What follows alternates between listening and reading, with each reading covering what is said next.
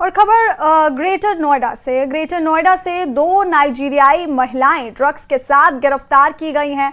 महिलाओं से 2 किलो 688 ग्राम मेथाम्फेटामाइन और रॉ मटेरियल बरामद हुआ है, जिसकी कीमत 5 करोड़ 40 लाख रुपए बताई जा रही है। मुंबई एटीएस और ग्रेटर नोएडा पुलिस ने ओमिक्रॉन सेक्टर के फ्लैट से गिरफ्तारी की है। दोनों महिलाएं करीब 2 महीने से फ्लैट में रह रही थी। फ्लैट किराए पर लेने वाली महिला फरार है। एटीएस उसकी तलाश कर रही है। दोनों महिलाओं को ट्रांजिट रिमांड पर मुंबई ले जाया गया है। मुंबई के बांद्रा पूर्व में कार्रवाई के दौरान एटीएस ने 2 किलो मेथाम्फेटामाइन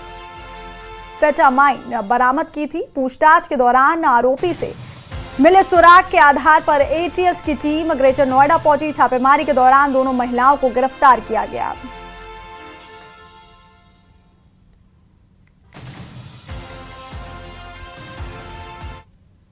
ग्रेटर नोएडा में जेब में मोबाइल फटने से हड़कंप मच गया। हादसे में पीपलका गांव निवासी माजिद के दोनों हाथ और प्राइवेट पार्ट तक जल गए। घायल को नजदीकी अस्पताल में भर्ती कराया गया। पीड़ित ने मोबाइल कंपनी की गुणवत्ता पर सवाल उठाए हैं।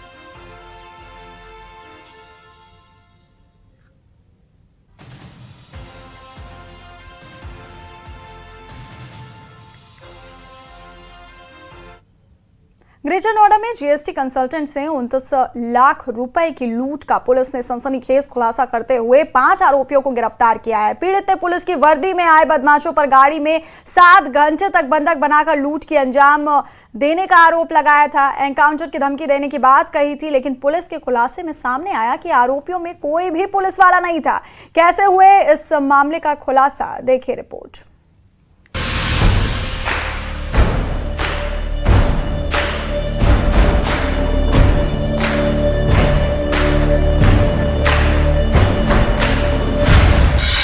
ग्रेटर नोएडा में जिस जीएसटी कंसल्टेंट को गाड़ी में बंधक बनाकर 7 घंटों तक सड़कों पर घुमाया गया था, एनकाउंटर का डर दिखाकर जिन वर्दी वालों ने 29 लाख रुपए की लूट की थी, वो सभी वर्दी की आड़ में बदमाश निकले, जिन्होंने पुलिस की वर्दी में जीएसटी कंसल्टेंट संदीप से 29 लाख की लूट की थी।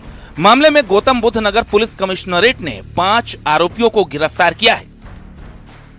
और इस घटना में शामिल जो अभी तक 5 अभियुक्त रहे हैं, वो सभी गिरफ्तार किए गए हैं और उनके कब्जे से इस घटना में ब्लैकमेल करके वसूले गए संपूर्ण धनराशि 29 लाख रुपए रिकवर किया गया है।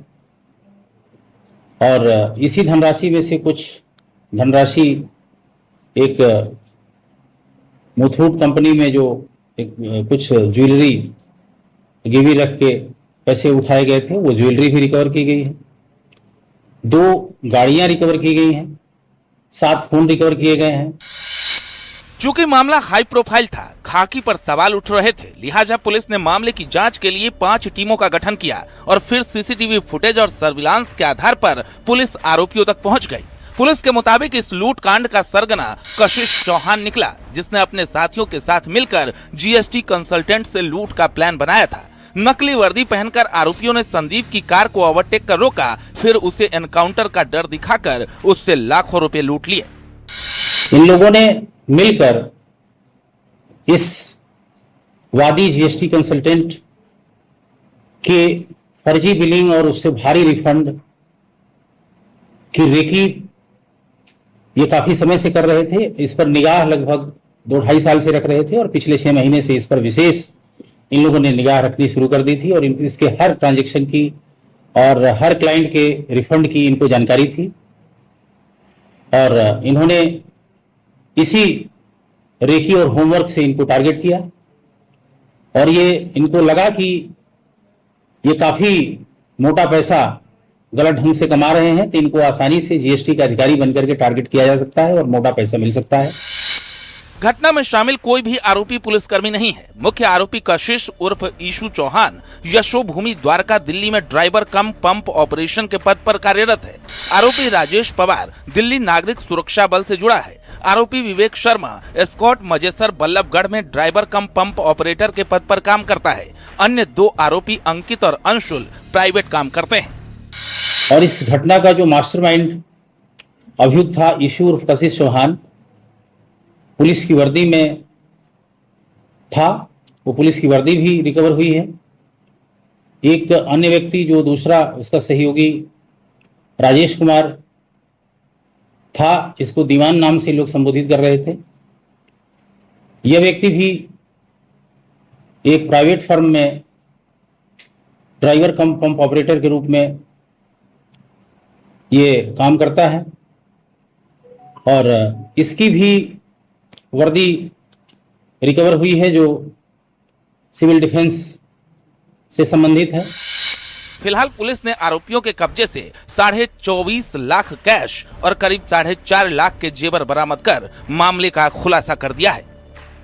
स्पेशल 26 मूवी की तर्ज पर 2.5 साल रेकी की और फिर 29 लाख रुपए की लूट की घटना को अंजाम दिया। सैकड़ों की संख्या में सीसीटीवी देखे गए।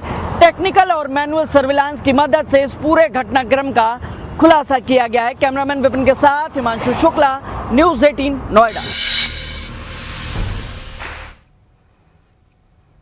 राम मंदिर के लिए सीईओ पद के लिए चल रहा इंटरव्यू खत्म हो चुका है। कुल 16 उम्मीदवारों का इंटरव्यू लिया गया। सभी उम्मीदवारों की उम्र 50 से 70 साल के बीच है, जिसमें सेना के पूर्व अधिकारी, सेवानिवृत्त आईएएस और आईपीएस अधिकारी और अलग अलग सरकारी और गैर सरकारी सेवाओं से जुड़े अनुभवी लोग शामिल हैं।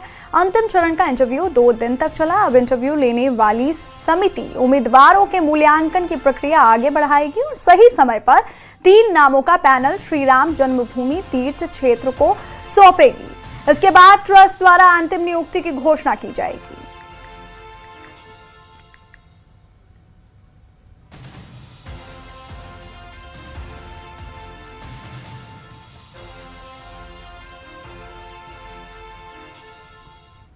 और रुकेंगे बहुत छोटे से ब्रेक के लिए, बने रहिए हमारे साथ।